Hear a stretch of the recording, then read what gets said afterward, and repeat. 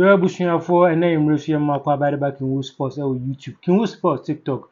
I wish I form one second video ya. No subscribe, no share, no like it. Now the comments are about na bibia aye kama. Adi ama ye nyina.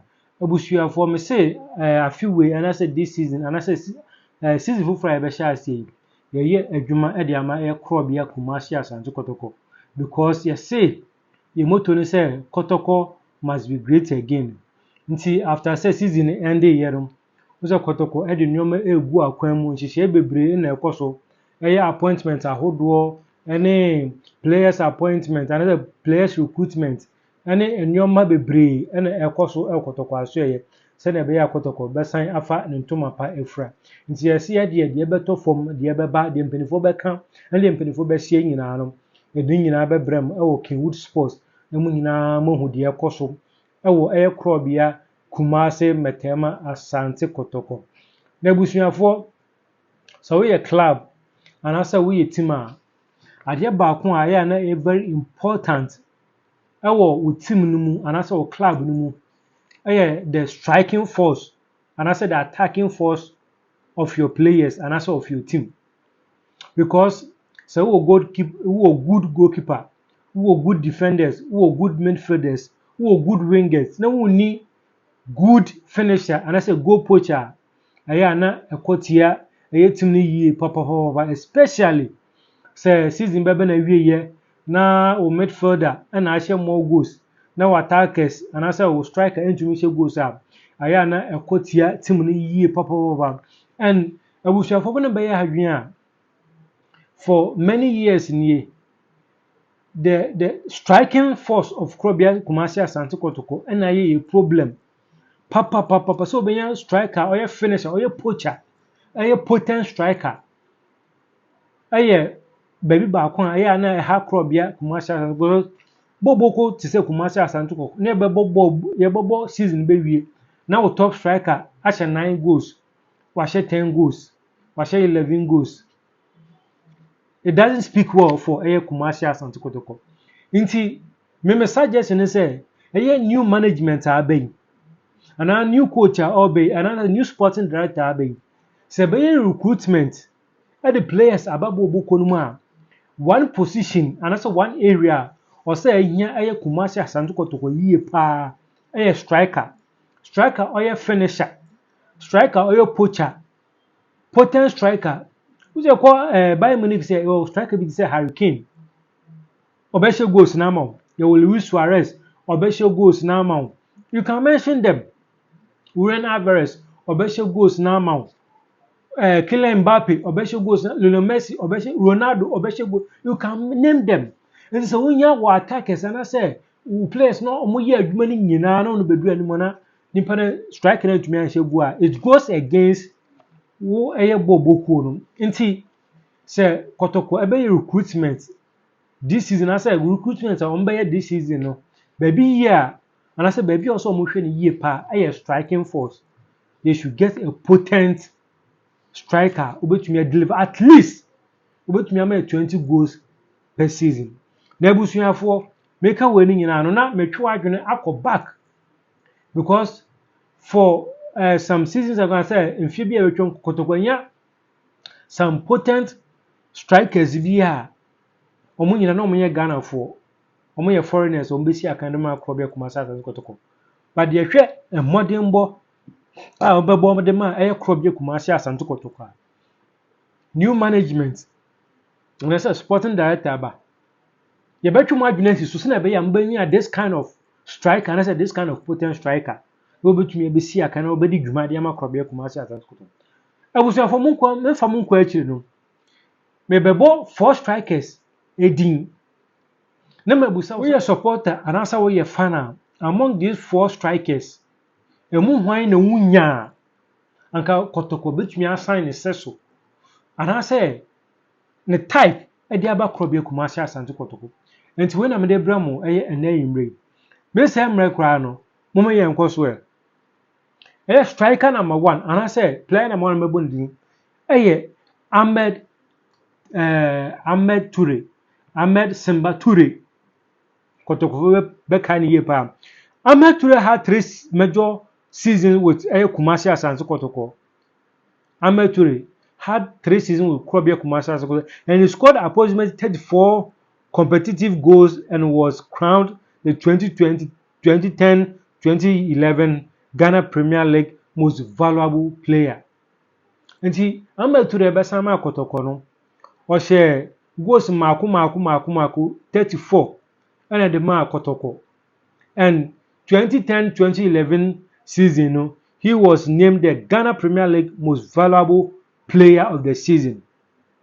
Ni ekwa breakdown na 2007 and 2008 season, no, Ahmed Toure share 14 goals. Ahmed Toure share 14 goals, appearance in 25 league matches. Until in 2007-2008, about 25 matches, no share 14 goals. And our trophies, only Ghana Premier League trophy 2007-2008 season. And about 2010-2011 seasons, or share 9 goals. Now, when 2010-20 season, or by in the mid season, no, and or Johnny Bobuko, or share 9 goals. And trophies or winning a President Cup. And award also Ghana Premier League MVP and FA Cup. Inti Ahmed Toure 2010-2011 and so then about 2014-2015 season or share 11 goals for Krobia Kumasi Asante Kotoko, and he became the top scorer despite saying Obo loan 2014-2015 despite say na Ahmed Toure Ebo loan Ediama Krobia Kumasi Asante Kotoko time we need top scorer or share 11 goals, and also we need a President Cup and FA Cup in 2014 and 2015 season. Into where Ahmed Toure Nujumedia Obedi Edema Krobia Kumasi Asante Kotoko. Yefre Ahmed Toure yewo Kotoko sign assigning player bia near friend Sone Yakuba Mukai na ye pa. Yakuba joined Kotoko in April 2018 and quickly became a fan's favorite for his creative play and dead ball abilities. You see, Yakuba also joined Kotoko in 2018, but send no ball, send no year new man, Kotoko supporters, and by Jin Wuye pa within that period or join Krobia Kumasi Asante Kotoko. And goals are Oshama Kotoko in competitive matches, 6 goals in 23 matches. 6 goals in 23 matches. And in CAF Confederation Cup 2018-2019, Osha 2 critical goals and also provided 5 assists to help Kotoko reach the group stage. Into 2018-2019 CAF Confederation Cup, Osha 2 critical goals at the Kotoko and also provided 5 assists. And I'm Kotoko to me a sailing through to the group stages of CAF Confederation Cup. Now, so Yakuba ye can answer me. Ono na ade bako to me ye ho ade pa ya assist. Say ya assist no be nche, ya assist no be nche. O de so no she goals ni be there, but e na assist no a top notch. A top notch. He registered numerous assists and was voted Kotoko Player of the Month for May 2018. In that season now, or joining Kotoko in May 2018, Kotoko to me named as best player of the club. Now trophies are winning to me winning that time now and now exposed na bano between 2019 and 2018 hono. And the year normalizing competition 2019. To me every year normalization committee to me every year. No, so to me I qualify Krobia Kumasi Asante Kotoko. Ebi omoko CAF Confederation Cup. And to where Sonny Yakuba and answer Sonny Yakuba season was Krobia Kumasi Asante Kotoko. And also Jumedia Otumbedi Edema Krobia Kumasi Asante Kotoko.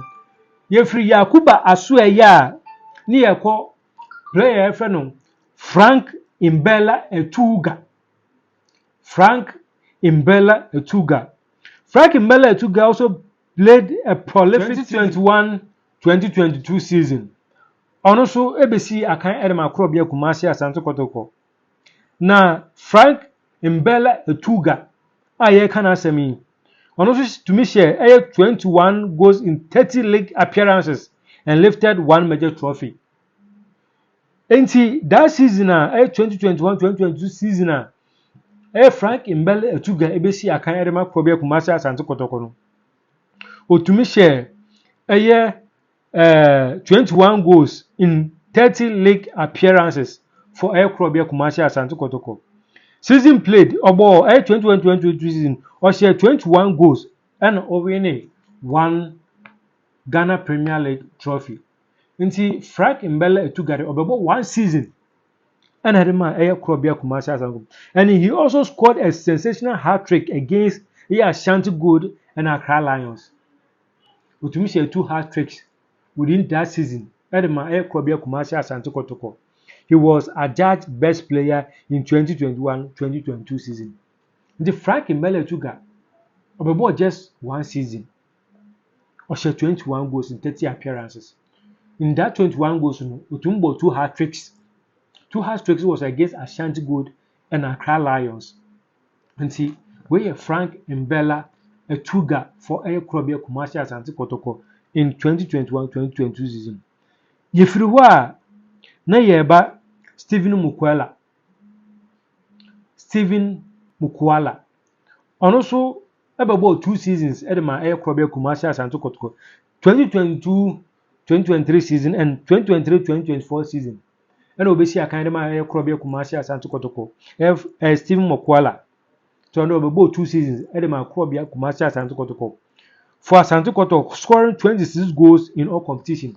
In the 2 seasons now boy share 26 goals in all competition edema Akrobia Kumasi Metema Asante Kotoko.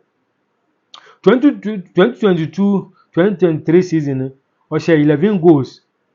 Debuted campaign finishing top scorer.